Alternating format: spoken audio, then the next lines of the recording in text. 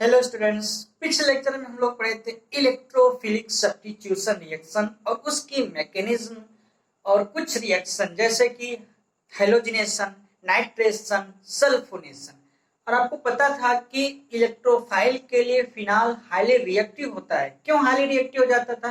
क्योंकि जो benzene ring से OH ग्रुप जुड़ा होता है, OH ग्रुप एक होता क्या है कि दो लोन पेयर इलेक्ट्रॉन होते हैं और वो लोन पेयर इलेक्ट्रॉन ऑक्सीजन पर जो होता है वो बेंजीन रिंग को देता है, जिससे क्या होता है बेंजीन हाईली रिएक्टिव हो जाता है, ठीक, जिससे इलेक्ट्रोफाइल आसानी से अटैक करते हैं। जब आपको रिजोनेटिंग स्ट्रक्चर बना के सिखाया गया था वहां आपको बताया गया था कि बेंजीन रिंग में जो नेगेटिव चार्ज यानी कि जो इलेक्ट्रॉन होते हैं आर्थो पैरा आर्थो पोजीशन पे ज्यादा होते हैं, यानी कि आर्थो पैरा पोजीशन पे क्या होता है नेगेटिव चार्ज, इसलिए इलेक्ट्रोफाइल सबसे पहले आर्थो और पैरा पोजीशन पर ही अटैक करता है, ठीक, मेटा पोजीशन पर अटैक नहीं करता क्योंकि Meta position electron rich centre नहीं होता है। तो कुल मिला के बात यही है कि फिनाल इलेक्ट्रोफाइल के लिए हाईली रिएक्टिव होता है, ठीक। और उसी सीक्वेंस में आज हम पढ़ेंगे फ्रीडल क्राफ्ट रिएक्शन। जो देखो फ्रीडल क्राफ्ट रिएक्शन भी एक प्रकार की इलेक्ट्रोफिलिक सब्स्टिट्यूशन रिएक्शन को फॉलो करता है, ठीक। देखिए फ्रीडल क्राफ्ट रिएक्शन क्यों बहुत इंपॉर्टेंट रिएक्शन है, क्योंकि इससे फ्रीडल क्राफ्ट रिएक्शन से एल्किल ग्रुप यानी कि कार्बन को डायरेक्टली अटैच किया जाता है बेंजीन रिंग से, यानी कि यह एक ऐसा मेथड है जिससे कार्बन कार्बन नया बॉन्ड का फॉर्मेशन किया जाता है, ठीक, चाहे वो एल्किल ग्रुप जोड़ सकते हैं चाहे एसिल ग्रुप जोड़ सकते हैं। तो कहने के मतलब अगर एल्किल ग्रुप जोड़ा जाता है तो उसे कहते हैं फ्रीडल क्राफ्ट एल्काइलेशन, और वहीं एसाइल ग्रुप जोड़ा जाता है, एसाइल मतलब RCO ग्रुप तो जोड़ा जाता है तो उसे कहते हैं एसाइलेशन, यानी कि Friedel Craft alkylation, Friedel Craft acylation. तो फ्रीडल क्राफ्ट दो रिएक्शन होती है, हम इसकी मैकेनिज्म पढ़ेंगे और इसको बहुत डिटेल से पढ़ेंगे क्योंकि आपके सिलेबस में बहुत डिटेल से है, ठीक। और ज्यादातर एग्जाम में कई बार आपके यूनिवर्सिटी के एग्जाम में पूछा भी गया है कि explain Friedel Craft reaction with mechanism, ठीक। तो और देखिए तो फ्रीडल क्राफ्ट रिएक्शन की अगर मैकेनिज्म की बात करें तो मैकेनिज्म वही 3 स्टेप होते हैं। फॉर्मेशन ऑफ इलेक्ट्रोफाइल यानी कि generation of electrophile, second formation of carbocation, ठीक, फॉर्मेशन ऑफ कार्बोकैटायन यानी कि बेंजीन पे पॉजिटिव चार्ज का डेवलप होना, और तीसरा स्टेप जैसे बताया था रिमूवल ऑफ प्रोटॉन, प्रोटॉन को रिमूव करके फिर रिजोनेटिंग स्ट्रक्चर बन जाता फिर फिनाल का, और वो substituted ortho para substituted product बन जाते थे।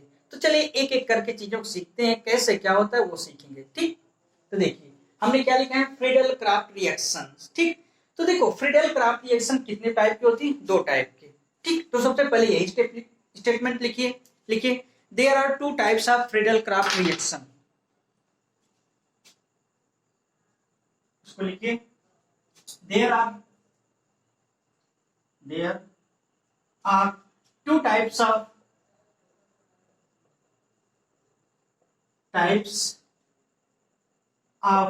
Friedel-Crafts reaction.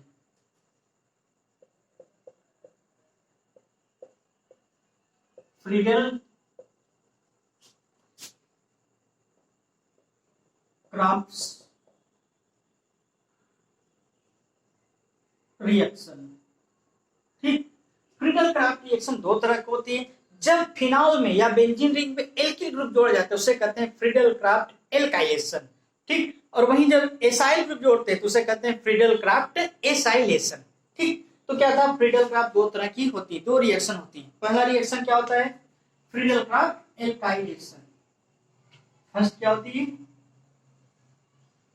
Friedel crafts alkylation,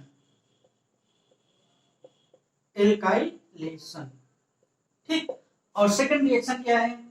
Friedel Craft acylation,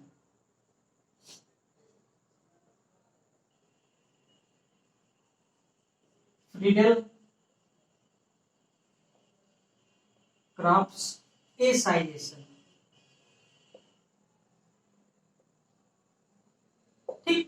Friedel Craft alkylation and Friedel Craft acylation.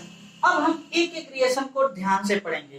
पहले फ्रीडल क्राफ्ट एल्काइलेशन, फिर फ्रीडल क्राफ्ट एसाइलेशन, और उसके मैकेनिज्म के साथ क्या क्या प्रोसेस होते हैं ये सब सीखेंगे। ठीक, तो चलिए एक एक करके सीखते हैं।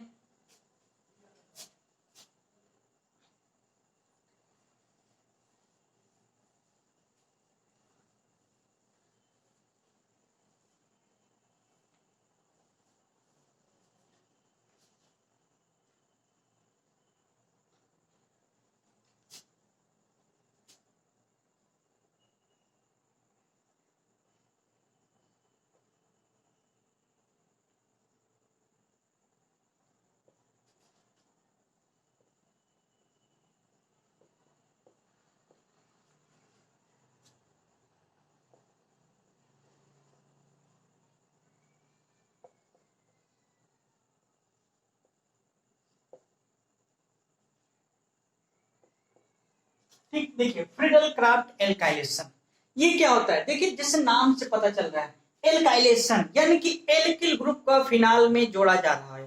ठीक, और जानते हैं कि इसमें भी क्या बनते हैं? इलेक्ट्रोफाइल रिएक्टिव इंटरमीडिएट बनते हैं। तो इलेक्ट्रोफाइल अटैक कहाँ करते हैं? इलेक्ट्रोफाइल हमेशा अटैक आर्थो या पैरा पोजिशन पे करते हैं, फिनाल के या बेंजीन पे। ठीक, तो कहने का यह मतलब कि यहाँ पर एल्किल ग्रुप जोड़ा जाएगा किस पर? आर्थो या पैरा पोजिशन पे। ठीक, इतनी बातें आपको नाम से पता हो जानी चाहिए क्योंकि आप इलेक्ट्रोफिलिक सब्स्टिट्यूशन रिएक्शन पढ़ चुके हैं। ठीक, तो चलिए देखिए ये होता क्या है। तो सबसे पहले कुछ स्टेटमेंट लिखिए। देखिए होता क्या है कि जब फिनाल का एल्किल हैलाइड के साथ लेविस एसिड के प्रेजेंस मतलब anhydrous AlCl3 anhydrous ferric chloride यानी कि FeCl3 या FeBr3 के प्रेजेंस में कराते हैं तो आर्थो एल्किल फिनाल या पैरा एल्किल फिनाल का डेरिवेटिव प्राप्त होता है। यही होता है क्या? Friedel Craft alkylation. तो पहले स्टेटमेंट लिखिए, रिएक्शन कैसे होती है अभी बताएंगे। लिखिए when phenol react with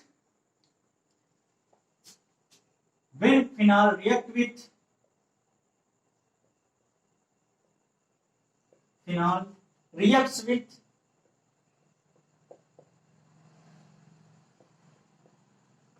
when phenol reacts with alkyl halide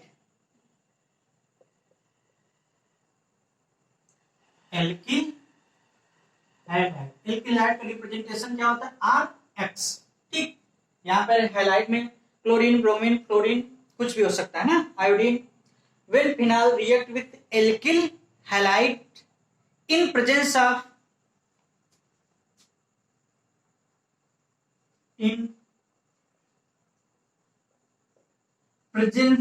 of anhydrous AlCl3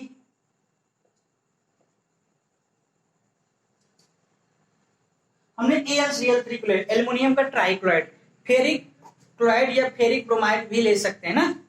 ठीक, anhydrous AlCl3 in presence of anhydrous AlCl3 then mixture of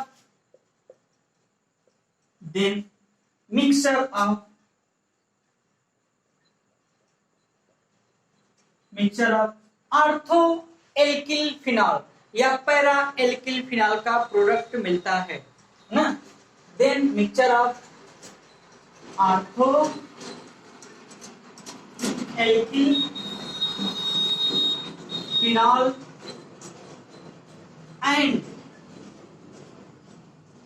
para alkyl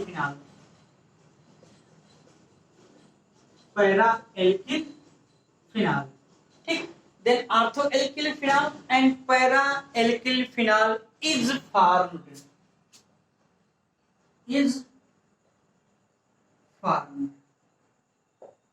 देखिए एक चीज सुनिए, जो एनहाइड्रस AlCl3 लिया गया एल्युमिनियम का एनहाइड्रस फॉर्म लेते हैं या फेरिक का क्लोराइड या ब्रोमाइड का एनहाइड्रस फॉर्म लेते हैं, ये कैटलिस्ट का काम करता है। आप जानते हैं कैटलिस्ट होता क्या है? कैटलिस्ट रिएक्शन में कंज्यूम नहीं होते हैं, ये रिएक्शन की रेट को बढ़ाते हैं। अब रिएक्शन के रेट को कैसे बढ़ाते हैं, कई बार ये क्वेश्चन पूछा गया। देखो होता क्या, हर रिएक्टेंट केमिकल काइनेटिक्स आप पढ़े होंगे तो आपको बताया क्या होगा कि हर मॉलिक्यूल हर रिएक्टेंट केवल ये एक थ्रेशोल्ड मिनिमम वैल्यू होती चाहिए, एनर्जी चाहिए होती है रिएक्शन करने के लिए, जिसे कहते हैं उसकी एक्टिवेशन एनर्जी। यानी कि एक्टिवेशन एनर्जी जितनी ज्यादा रहेगी तो एनर्जी गैप ज्यादा रहेगा रिएक्टेंट से, तो उतनी ज्यादा एनर्जी आपको देनी पड़ेगी। तो अगर किसी तरह से वो एक्टिवेशन एनर्जी को कम कर दिया जाए तो रिएक्शन कम टेम्परेचर, कम प्रेशर पे आसानी से हो जाएगा। तो कैटलिस्ट यही काम करते हैं। कैटलिस्ट करते क्या है, किसी भी रिएक्टेंट की जो एक्टिवेशन एनर्जी उसको कम कर देते हैं।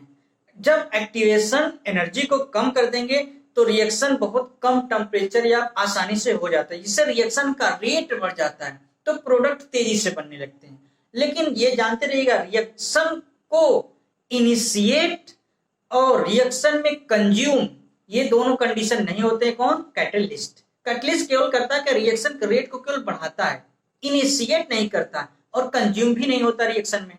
ठीक, चलिए, तो इतनी बातें समझ में आ गई आपको कि जब फिनाल को एल्किल हैलाइड के साथ रिएक्ट कराते हैं एनहाइड्रस AlCl3 के प्रेजेंस में, तो आर्थो एल्किल फिनाल या पैरा एल्किल फिनाल का मिक्सचर मिलता है। ठीक, चलिए, रिएक्शन कैसे होती है और मैकेनिज्म क्या होता है हम साथ में दोनों सीखेंगे, है ना। और आपको ये पता है कि ये इलेक्ट्रोफिलिक सब्स्टिट्यूशन रिएक्शन को फॉलो करता है ना। इलेक्ट्रोफिलिक सब्स्टिट्यूशन रिएक्शन को फॉलो करता है। एक चीज दिमाग में आप अच्छे से समझ लीजिए कि फ्रीडल क्राफ्ट भी रिएक्शन एक प्रकार की इलेक्ट्रोफिलिक सब्स्टिट्यूशन रिएक्शन होती है। देखिए ये कैसे रिएक्शन है, ये क्या है, फिनाल,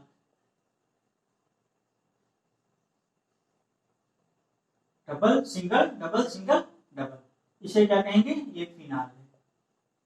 ठीक, फिनाल की हमने क्या बताया, फिनाल की रिएक्शन किसके साथ कराते हैं, एल्किल हैलाइड के साथ। एल्किल हैलाइड RX प्राइमरी भी हो सकता है, सेकेंडरी भी हो सकता है, टर्सरी भी हो सकता है, कुछ भी। लेकिन देखिए जब जहां यहां इंटरमीडिएट कार्बोकैटायन बनेगा, इलेक्ट्रोफाइल, तो इलेक्ट्रोफाइल अपने आप को स्टेबलाइज भी करते हैं ना, 1 डिग्री से 2 डिग्री, 2 डिग्री से 3 डिग्री।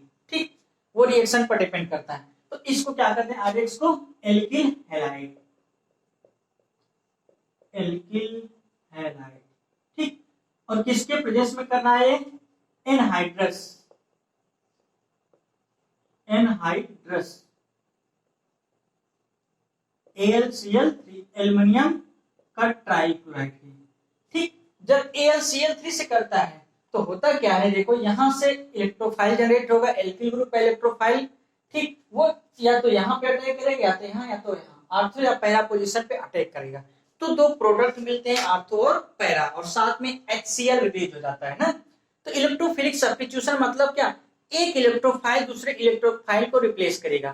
तो यहाँ प्रोटॉन निकलता है, वो भी इलेक्ट्रोफाइल की तरह बिहेव करता है, यहाँ कार्बोकैटायन एल्किल का बनता है, वो भी इलेक्ट्रोफिल। तो एक एल्किल ग्रुप दूसरे एल्किल ग्रुप को, मतलब एक एल्किल ग्रुप दूसरे प्रोटॉन यानी कि इलेक्ट्रोफाइल, एक इलेक्ट्रोफाइल दूसरे इलेक्ट्रोफाइल को सब्स्टिट्यूट कर रहा है, ट्रांसफर कर रहा है। ठीक, डिस्प्लेसमेंट कर रहा है उसका। तो देखो बन क्या जाता है, OH double single double single. अगर एल्किल ग्रुप आर्थो पोजीशन पर जुड़ जाएगा तो इसका क्या नाम होगा, ortho alkyl phenol, O for ortho alkyl phenol. ठीक, आर्थो पोजीशन पे एल्किल ग्रुप जुड़ गया इसलिए कहा गया आर्थो एल्किल, और इतने को कहते हैं फिनाल। ठीक, इसलिए फिनाल है। और साथ ही साथ क्या प्रोडक्ट और मिलता है, पैरा सब्स्टिट्यूटेड भी मिलता है, double single double single double. अगर ये यहां जुड़ गया एल्किल ग्रुप, इसे क्या कहेंगे, पैरा एल्किल फिनॉल। ठीक, पैरा एल्किल फिनॉल। चलिए अब हम इसकी मैकेनिज्म सीखते हैं। ठीक, ये क्या है, फिनाल है, ये एल्किल हैलाइड है, ये आर्थोफिनाल, ये पैरा एल्किल फिनाल है। ठीक, देखिए मैकेनिज्म जैसे हम आपको इलेक्ट्रोफिलिक सब्स्टिट्यूशन रिएक्शन की पहले बताए हैं कि ये 3 स्टेप की होती है। पहले स्टेप में इलेक्ट्रोफाइल का जनरेशन होगा, दूसरे स्टेप में कार्बोकैटायन का जनरेशन होगा, तीसरे स्टेप पर रिमूवल ऑफ प्रोटॉन और फाइनल प्रोडक्ट मिलता है। ठीक, चलिए देखते हैं। तो मैकेनिज्म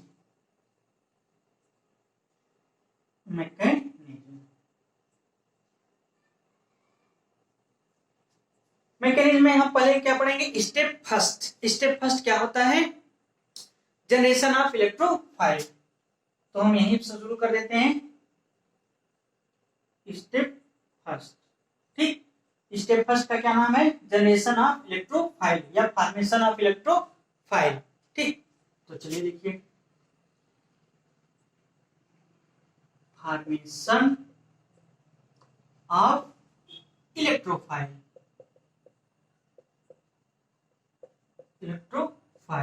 इलेक्ट्रोफाइल को E प्लस से डिनोट किया जाता है ना, E for electro, P positive, मतलब ये दिखाता है इलेक्ट्रॉन डिफिशियंटी वाला सेंटर होता है। हमने क्या बताया कि जनरेशन ऑफ इलेक्ट्रोफाइल, देखो रिएक्शन में क्या लिया गया है, एल्किल हेलाइड, ठीक, एल्किल हेलाइड लिया गया है। देखिए ये रिएक्शन हम थोड़ा सा अच्छे से बताते हैं, तो इंटरमीडिएट का भी काम है यहाँ पर। AlCl3 का क्या फंक्शन है वो भी चला देखिए।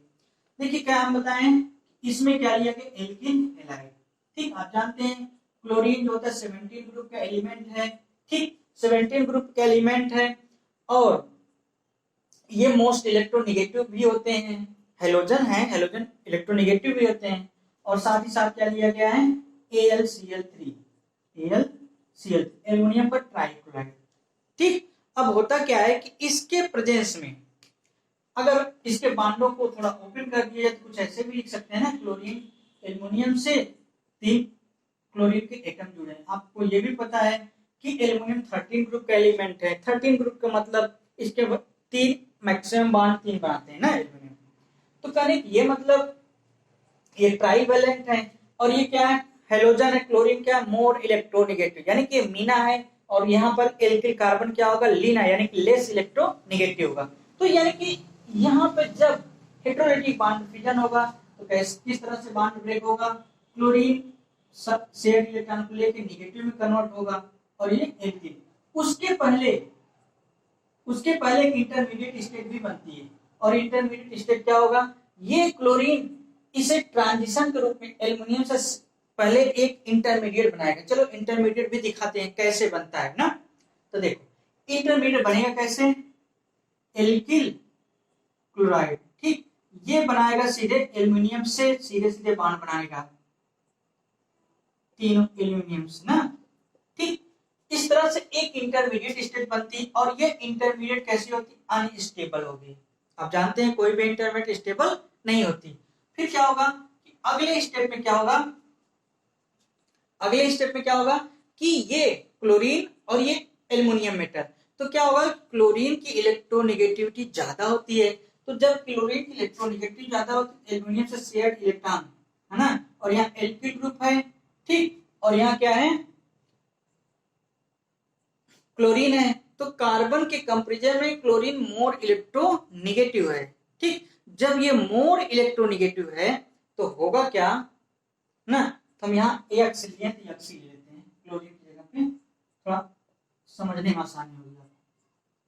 अब देखो ठीक होगा क्या कि यहाँ पे हेटेरोनेगेटिव बॉन्ड डिफिजन होगा, कि इससे यानी कि इस पर कौन सा चार्ज आएगा, नेगेटिव आ जाएगा, और इस एल्किल ग्रुप पे पॉजिटिव, तो ओवरऑल देखो बनेगा क्या, यहाँ इलेक्ट्रोफाइल बन जाएगा एल्किल ग्रुप का, जो यानी कि एल्किल का ये इलेक्ट्रोफाइल जनरेट हो गया, इसे क्या कहेंगे, इलेक्ट्रोफाइल, ठीक, क्योंकि ये इलेक्ट्रॉन डिफिशियंट है।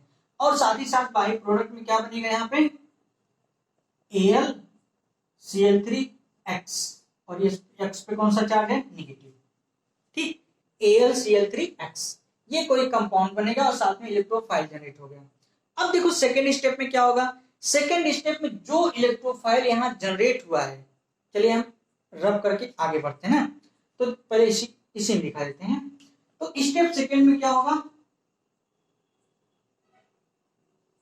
स्टेप सेकेंड में क्या होगा, जो इलेक्ट्रोफाइल जनरेट हो गया वो फिनाल पे अटैक करेगा, और फिनाल का आप जानते हैं किस पोजीशन पर अटैक करेगा, आर्थो या पैरा पे। क्यों आर्थो पैरा करता है, क्योंकि आर्थो या पैरा पर ही इलेक्ट्रॉन की क्या होती, एक्सेस होती, और इसको इलेक्ट्रॉन की जरूरत है, तो वहीं पे जाएगा जहां पे क्या करेगा, इलेक्ट्रॉन ज्यादा होंगे। वैसे भी सोच सकते हैं ये पॉजिटिव चार्ज है और यहाँ आर्थो पोजीशन और पैरा पोजीशन नेगेटिव है, तो आप जानते हैं opposite charges attracted with each other, universe में कहीं भी चाहे सोशली ले लें चाहे हर जगह व्यवहारिक में, हर जगह अपोजिट चार्ज एक दूसरे को अट्रैक्ट करते ही करते हैं, ठीक। अब बाकी आप बहुत समझदार हैं, सब समझते हैं। तो देखो होता क्या है कि दूसरा स्टेप क्या है, फॉर्मेशन ऑफ कार्बोकैटायन या कार्बोनियम आयन। तो स्टेप सेकेंड क्या है,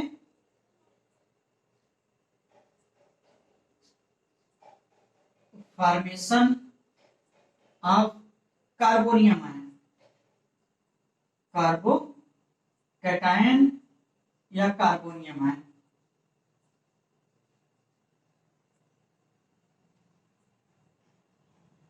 कार्बोकैटायन को कार्बोनियम आयन भी कहते हैं। ठीक, तो स्टेप सेकंड हम इसी में दिखा दे रहे हैं आपको। नीचे देखिए करना क्या है कि फिनाल OH है ना, double single double single double, और इस पे अटैक करेगा कौन, इलेक्ट्रोफाइल। अब देखो होता क्या है कि देखो ये जो ग्रुप है हाइड्रोक्सिल ग्रुप, इसमें दो इफेक्ट लगता है, एक प्लस आर और एक माइनस आई। बात को समझिए, माइनस आई क्यों लगता है, क्योंकि कार्बन के कंपैरिजन में ऑक्सीजन थोड़ा सा इलेक्ट्रोनेगेटिव ज्यादा है।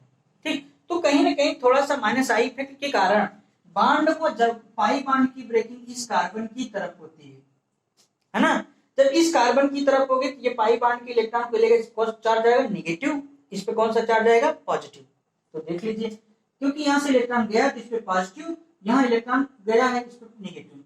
तो इलेक्ट्रोफाइल हमेशा कहां पे अटैक करेगा, जहां पे इलेक्ट्रॉन की क्या होगी, एक्सेस, जहां इलेक्ट्रॉन ज्यादा होगा। और आप देख रहे हैं कि यहाँ निगेटिव चार्ज यानी कि इलेक्ट्रॉन यहाँ पे ज्यादा है ऑर्थो पोजीशन पे, तो इलेक्ट्रॉन यहाँ पे अटैक करेगा। जब इलेक्ट्रॉन वहां पे अटैक करेगा तो क्या कुछ बन जाएगा। और एक चीज और जानिए कि हर कार्बन पे, कार्बन की वैलेंसी टेट्रावैलेंट है, तो हर कार्बन पे हाइड्रोजन भी है, यहाँ हाइड्रोजन है, यहाँ और यहाँ भी, यहाँ पर नहीं है। जहां से OH ग्रुप जुड़ा है वहां पे हाइड्रोजन नहीं है, क्योंकि यहाँ टेट्रावैलेंसी हो गई। देखो 2 बांड 3 और एक ऑक्सीजन से जुड़ा 4 बांड, तो यहाँ हाइड्रोजन नहीं है, ये अंडरस्टूड होता है ना। ठीक, देखो तो क्या बन जाएगा, OH डबल सिंगल डबल, यहां से क्या जुड़ा आके R, एल्किल ग्रुप जुड़ा आके। ठीक, पॉजिटिव नेगेटिव आपस में सिंगल बॉन्ड, और इस कार्बन सेंटर पे कौन सा चार्ज है, पॉजिटिव। ठीक, तो देखो ये अंडरस्टूड है, यहाँ पे हाइड्रोजन होता है, चलो हम शो कर दे रहे हैं, इसका जरूरत अगले स्टेप में पड़ेगा, है ना। तो देखो ये जो इंटरमीडिएट बना, इसी को कहते हैं क्या, कार्बोकैटायन का फॉर्मेशन या कार्बोनियम आयन का फॉर्मेशन, क्योंकि कार्बन पर पॉजिटिव चार्ज है। देखो ये जो स्ट्रक्चर बना सेकेंड स्टेप में, ये एरोमेटिक नहीं होता। एरोमेटिक होने के मतलब होता है कंपाउंड को साइक्लिक होना चाहिए, प्लेनर होना चाहिए, और अल्टरनेट सिंगल डबल बॉन्ड होना चाहिए कंप्लीट रिंग में, तभी वो रेजोनेंस शो करता है। अगर कंप्लीट रिंग में सिंगल डबल कॉन्जुगेशन होगा तभी कंपाउंड पे सभी कार्बन पे sp2 हाइब्रिडाइज्ड होगा। देखो यहाँ पे sp2 है, वैसे भी जानते हैं अगर दो कार्बनों के बीच में एक पाई बांड होगा तो sp2 हाइब्रिडाइजेशन। अगर दो पाई बांड यानी कि ट्रिपल बांड में एक सिग्मा बांड, दो पाई बांड, ठीक, दो पाई बांड होंगे जैसे एल्काइन में होते हैं, ठीक, तो sp हाइब्रिडाइजेशन। तो यहाँ एक पाई बांड है तो sp2, ये भी sp2, लेकिन यहाँ पर देखो सब सिग्मा बांड, तो ये sp3 हाइब्रिडाइज है। तो ये एरोमेटिक कंपाउंड नहीं है, ये नॉन एरोमेटिक है। ठीक, इसीलिए इसको कहा जाता है क्या, सिग्मा कॉम्प्लेक्स भी कहते हैं ना। ठीक, तो सेकंड स्टेप में बना ये क्या, कार्बोकैटायन, इसी को क्या कहते हैं, कार्बोकैटायन। कार्बोकैटायन का जनरेशन हो गया क्या, सेकंड स्टेप में। अब थर्ड स्टेप में क्या होगा कि प्रोटॉन का रिमूवल यानी कि रिलीज ऑफ प्रोटॉन। अब प्रोटॉन यहां से रिलीज हो जाएगा, फाइनल प्रोडक्ट बन जाएगा आर्थो या पैरा का जो भी होगा। ठीक, चलिए अब हम थर्ड स्टेप की तरफ मूव करते हैं।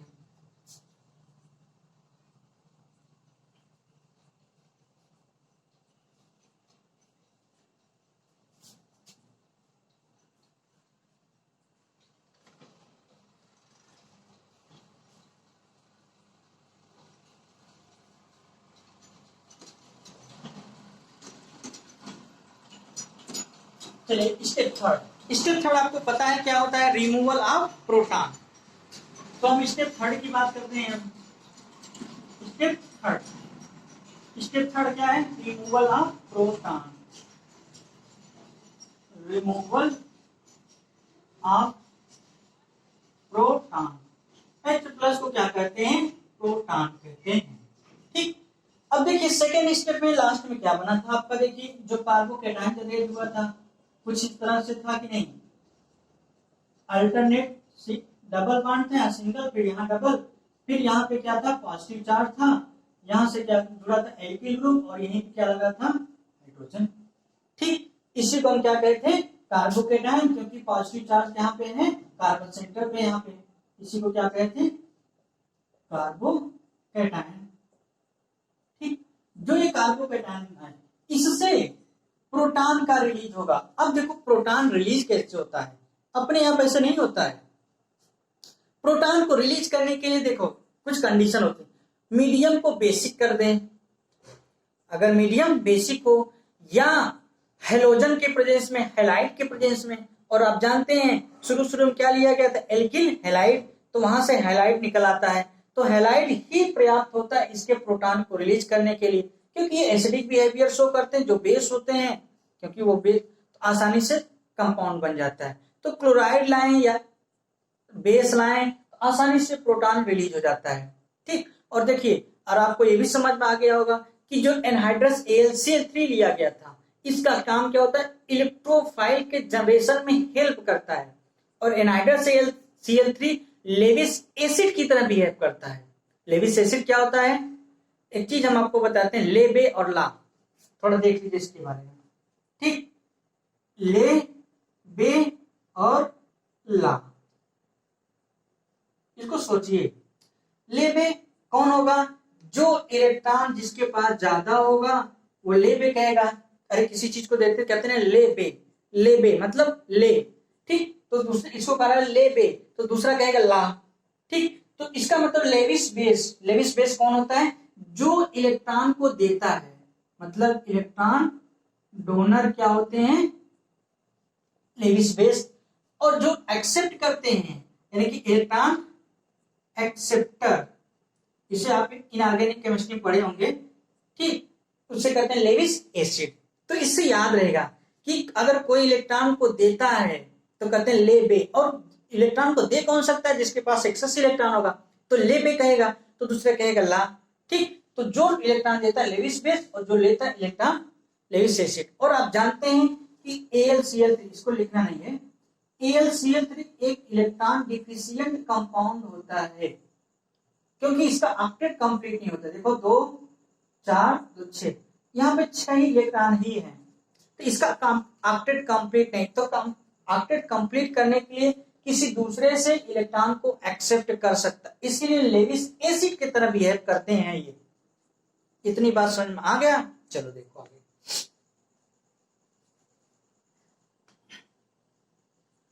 ठीक, जो कार्बोकैटायन यहां बना, अब कार्बोकैटायन करेगा क्या, कार्बोकैटायन, और अभी साथ में क्या बचा था, यहाँ पे हैलाइड था, इससे क्या जुड़े थे, एल्युमिनियम Cl3। ठीक, यही थे कि नहीं, अरे 3 अलग अलग वहां से। तो देखो एल्युमिनियम है यहाँ पे हैलाइड, तो आप जानते हैं हैलाइड की इलेक्ट्रोनेगेटिव ज्यादा है, कि क्या है, मीना है, मोर इलेक्ट्रोनेगेटिव। एल्युमिनियम का मेटल है तो लेस इलेक्ट्रोनेगेटिव, ये क्या है, लीना। तो आसानी से यहां से क्या निकल जाएगा, SX निगेटिव, इस पे निगेटिवली चार्ज आएगा कि नहीं, इस पे पॉजिटिवली चार्ज आ जाएगा, है ना, बात समझिए, है ना। तो क्या हो जाता है, यानी कि यहां से आसानी से हेलोजन निकल जाएगा, बात समझ में। और देखो यहाँ पे हाइड्रोजन है, यहाँ पे कार्बन है, तो कार्बन की इलेक्ट्रोनेगेटिविटी हाइड्रोजन से ज्यादा होती है, कार्बन की इलेक्ट्रोनेगेटिविटी हाइड्रोजन से ज्यादा होती है। तो क्या करेगा, ये इलेक्ट्रॉन को ले लेगा, जब इलेक्ट्रोलिटिक होगा तो यहाँ से प्रोटॉन निकलेगा और यहाँ से हाइड्रोजन निकलेगा, तो क्या बन जाएंगे, HX निकल जाएगा, और साथ ही साथ क्या निकलेगा, AlCl3। बात समझिए, AlCl3 और फाइनल प्रोडक्ट। अब देखो इस जब यहाँ से इलेक्ट्रॉन ये डोनेट किया है, इस पे पॉजिटिव, ये सेंटर इलेक्ट्रॉन को एक्सेप्ट किया है H बॉन्ड को, इस पे कौन सा चार्ज आएगा, निगेटिव, इस पे कौन सा चार्ज आएगा, निगेटिव। तो पॉजिटिव निगेटिव आपस में डबल बॉन्ड बना लेंगे। ठीक, जब डबल बॉन्ड बन जाएगा तो क्या स्ट्रक्चर बन जाएगा, OH, double bond single double. ठीक, अब देखो पॉजिटिव निगेटिव आपस में क्या बना लेंगे, डबल। अब देखो जो स्ट्रक्चर बना, सारे कार्बनों पे sp2 हाइब्रिड है, चाहे जो कोई भी कार्बन देखे बेंजीन का, ये भी ये सारे sp2। अब यहाँ रिजोनेंस हो गया, क्योंकि पूरे कंप्लीट कंपाउंड में रिजोनेंस है और सबका स्ट्रक्चर sp2 है, और हकल्स रूल को फॉलो करता है। हकल्स रूल आपको कभी बताया जाएगा, 4n+2 पाई इलेक्ट्रॉन होने चाहिए, मतलब जहां n बराबर पॉजिटिव इंटीजर वैल्यू होता है, अगर n बराबर 0 के 2 पाई अगर n बराबर 1 रखे 4 पाई इस तरह होता है, ठीक। 2 पाई 4 पाई 10 पाई 14 पाई सो ऑन। आगे ये थर्ड ईयर में बहुत डिटेल्स पढ़ेंगे आप, इंटर पढ़ के भी आए होंगे। तो देखो, और आर्थो पोजीशन पे क्या लगा यहाँ पे, alkyl group.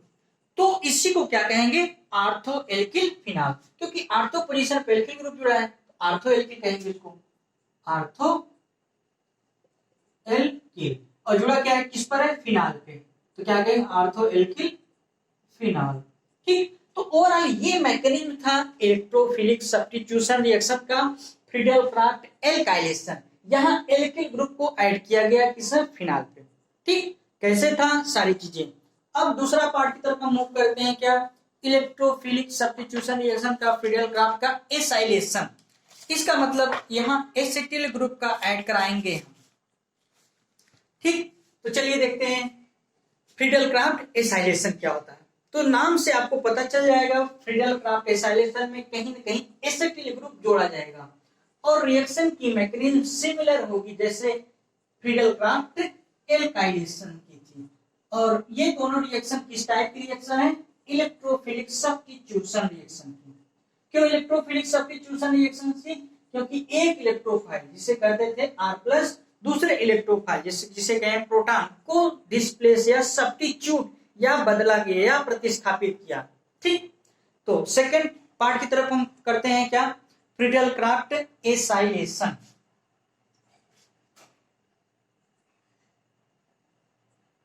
Friedel Craft acylation, ठीक। यानी कि यहां हम फिनाल में एसिटिल ग्रुप या एसाइल ग्रुप जोड़ेंगे, ठीक। तो पहले कुछ स्टेटमेंट है उसको लिख लेते हैं, फिर जो होगा आगे दिखाते हैं। चलिए पहले इसमें लिखें, when phenol react with acyl halide, when phenol react with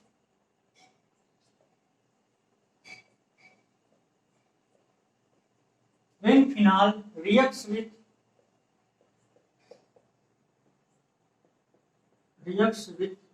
acyl halide, acyl halide का फार्मूला क्या था, RCOX, X की जगह पे क्लोरीन ब्रोमीन आयोडीन कुछ भी ले सकते हैं ना। when phenol react with acyl halide in the presence of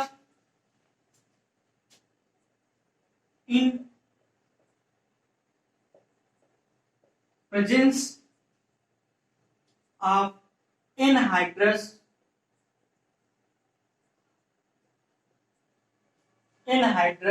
AlCl3, anhydrous AlCl3 aluminium trichloride, और एल्युमिनियम ट्राइक्लोराइड कैटलिस्ट का काम करता है ना, तो लिख लीजिए इसको, in presence of anhydrous AlCl3 catalyst, then mixture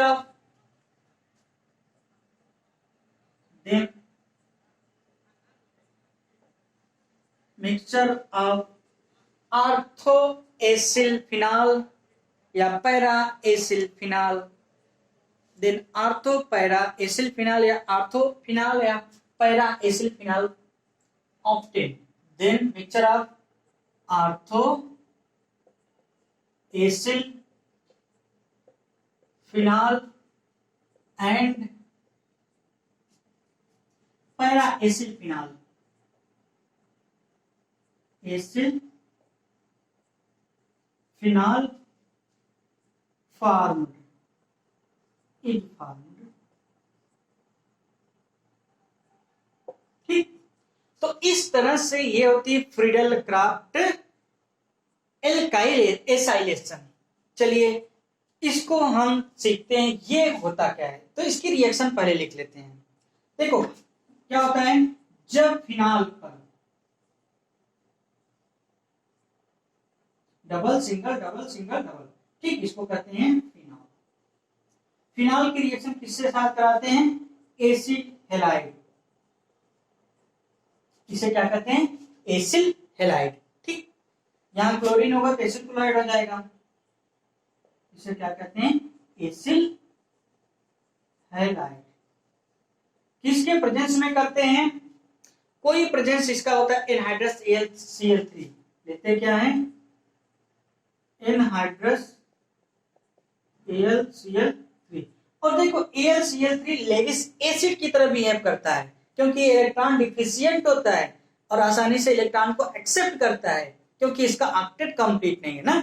अभी बताए थे फ्रीडल क्राफ्ट एल्काइलेशन, इसको कहते क्या, ये लेविस एसिड की तरह बिहेव करता है, लेविस एसिड होता है। और कोई भी लेविस एसिड ले सकते हैं, जैसे फेरिक क्लोराइड ले लें, FeBr3 ले लें, ठीक, ये सब। तो बंद किया जाता है आर्थो पोजीशन पे। देखो आर्थो पोजीशन पे सबसे पहली प्रायोरिटी आर्थो पोजीशन होती है, क्योंकि आसानी से इलेक्ट्रॉन मिलता है। अगर आर्थो पोजीशन कहीं से ऑक्युपाइड होता है तो पैरा पोजीशन पे आते हैं, अगर कोई यहाँ बल्कि ग्रुप लगे रहेगा तब पैरा पोजीशन पे आते हैं। ये समझते रहिए कि कब आर्थो पे अटैक करते हैं, कब पैरा पे, ठीक ना। चलो, तो क्या यहाँ बन जाएगा, आर्थो पैरा का मिक्सचर बनेगा, है ना। यहाँ पे क्या जुड़ेगा, C++O_R, इतना ग्रुप, इतने ग्रुप को एसिल ग्रुप कहते हैं, एसिड RCO को एसिड। तो क्या हो गया, ये आर्थो पोजीशन पे जुड़ा है, इसका क्या नाम होगा, आर्थो एसिल फिनॉल, ठीक। इसी तरह अगर पैरा पोजीशन पे एसाइल ग्रुप जुड़ जाएगा, क्या कहेंगे,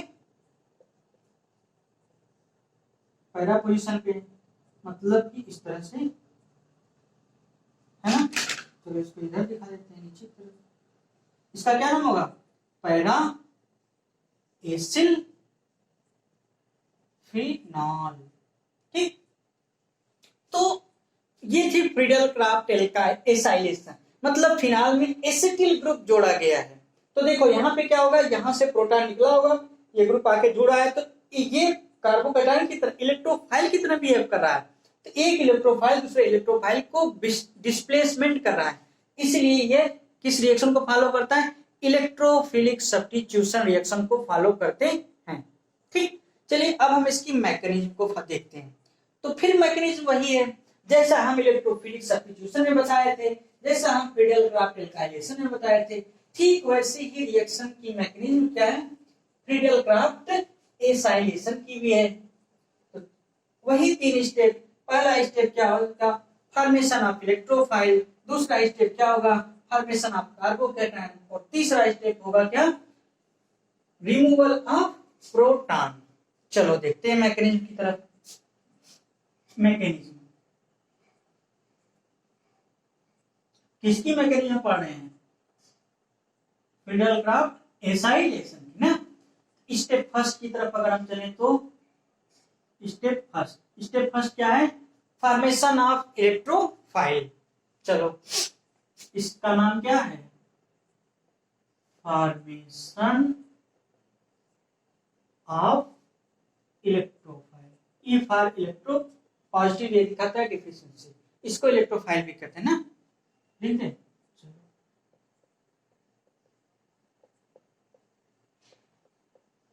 ठीक, इलेक्ट्रोफाइल।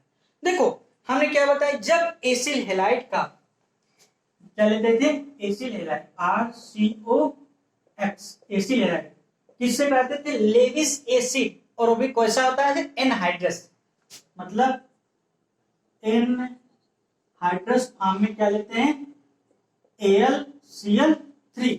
तो एक प्रकार का इंटरमीडिएट बनता था, और वो इंटरमीडिएट होता क्या था, RC++OX,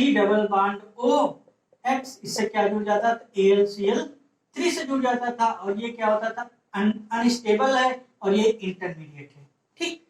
ये एक्चुअली होता है अनस्टेबल, ठीक, ये होता है अनस्टेबल। तो अगले स्टेप में ऑटोमेटिकली ये टूट जाता है, क्योंकि कार्बन और हाइड्रोजन, हाइड्रोजन क्या है, मोर इलेक्ट्रोनेगेटिव है, कार्बन क्या है, लेस इलेक्ट्रोनेगेटिव, यानी कि हाइड्रोजन क्या है, मीना है, और कार्बन क्या है, लीना।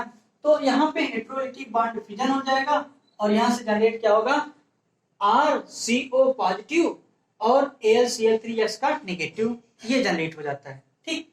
तो बनेगा क्या, RCO पॉजिटिव, इसी को कहते हैं एसाइल का इलेक्ट्रोफाइल की तरह बिहेव करेगा, और साथ ही साथ क्या जनरेट होता है, X, ऐसे लिख लो,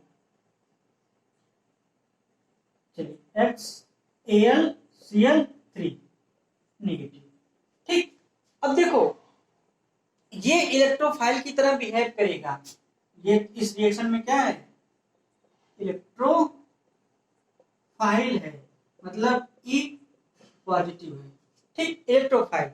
अब क्या होगा, ये इलेक्ट्रोफाइल अटैक किस पे करेगा, फिनाल पे। तो सेकंड स्टेप है क्या, formation of carbocation. Step second कि क्या कहेंगे, फॉर्मेशन ऑफ कार्बोकैटायन। ठीक, कार्बोकैटायन का एक दूसरा नाम होता है कार्बोनियम आयन, जानते रहिएगा, कार्बोनियम आयन। ठीक है, कार्बोनियम आयन। अब इस स्टेप में क्या होगा, फिनाल पे अटैक करेगा क्या, इलेक्ट्रोफाइल, और कार्बोकैटायन जनरेट होगा, double single double single double. ठीक, और यहाँ पे अटैक करे क्या, ये जो इलेक्ट्रोफाइल बना है सेकेंड फर्स्ट स्टेप में। ठीक, अब ये इलेक्ट्रोफाइल ये फिर उसी तरह बॉन्ड ब्रेकिंग होगा। ये माइनस आई इफेक्ट के कारण थोड़ा सा ये कार्बन वाला इलेक्ट्रॉन ले लेगा, तो इस पे नेगेटिव चार्ज, इस पे पॉजिटिव चार्ज। ठीक, इसमें पॉजिटिव, इस पे नेगेटिव। तो इलेक्ट्रोफाइल कहाँ पे अटैक करेगा, जहां पे इलेक्ट्रॉन की क्या होगी, एक्सेस होगी, जहां इलेक्ट्रॉन की क्या होगी, अधिकता होगा, तभी तो इसका नाम इलेक्ट्रोफाइल है, इलेक्ट्रॉन लविंग। इलेक्ट्रो मतलब इलेक्ट्रॉन, फिलस मतलब लविंग। ठीक, तो क्या बन जाएगा, और यहाँ क्या होगा, OH double bond single bond, फिर डबल बॉन्ड, फिर सिंगल बॉन्ड, यहां से क्या जुड़ा है, एसिल ग्रुप जुड़ा है ना।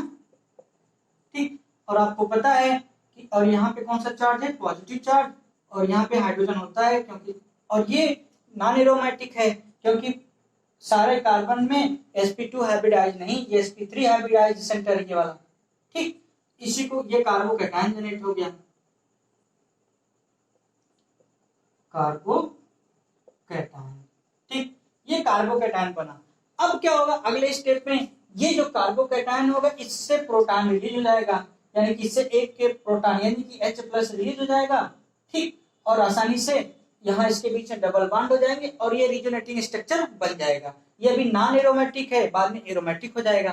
ठीक, तो स्टेप थर्ड क्या है, स्टेप थर्ड अब आपको रट गया हुआ है ना, यानी कि क्या है, removal of proton. Removal of proton को क्या कहते हैं, H+ भी कहते हैं। ठीक, तो उसमें क्या होगा, OH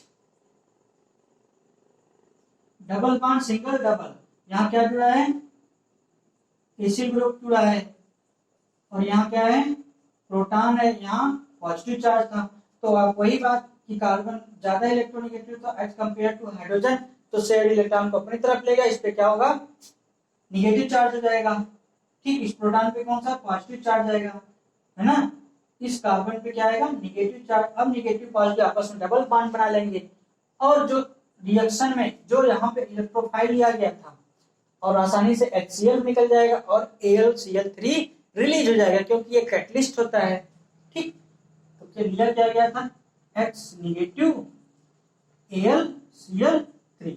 ठीक, AlCl3 जब होगा तो इससे क्या होगा, वहां से प्रोटॉन आएगा, यहाँ से क्या निकल जाएगा, H बन जाएगा, और साथ ही साथ AlCl3 रिलीज हो जाएगा, और फाइनल प्रोडक्ट आपका बन जाएगा ये।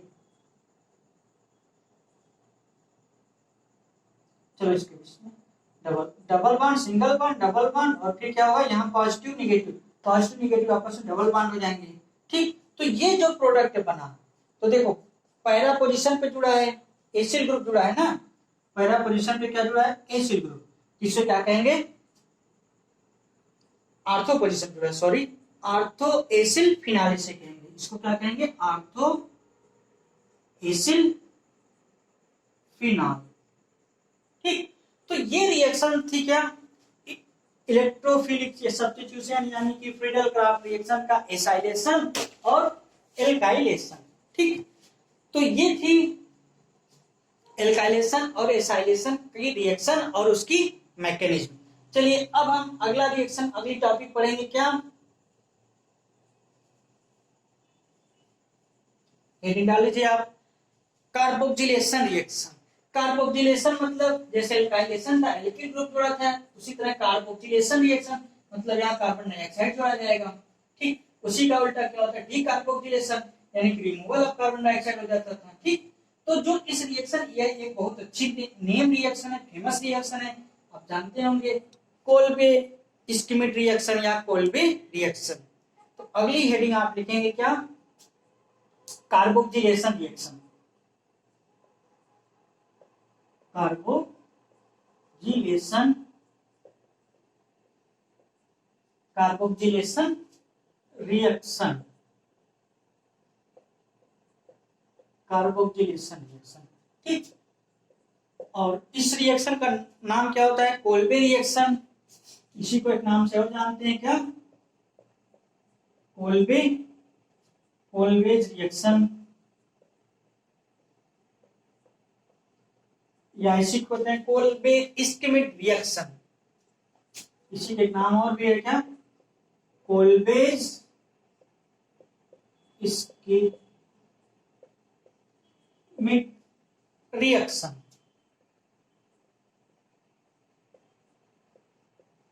ठीक, इसको बस आज हम यहीं तक रखते हैं।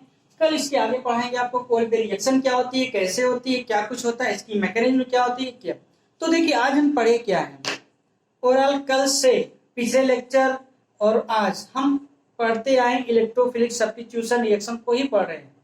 ठीक, इनफैक्ट ये भी इलेक्ट्रोफिलिक सब्स्टिट्यूशन रिएक्शन टाइप की मैकेनिज्म को फॉलो करता है। तो देखो हमने क्या पढ़ा, इलेक्ट्रोफिलिक होते क्या है, यानी कि when electrophile substitute the other electrophile, that's known as electrophilic substitution reaction. In phenol proton releases and alkyl group या acyl group या halogen या nitrate sulfonic acid substitute या added at ortho and para position. Why it added ortho and para position? Because at ortho and para position electron is rich center, so easily it will be attract and it attached with ortho and para position. Why ortho and para position is highly electronegative, highly electron rich compound?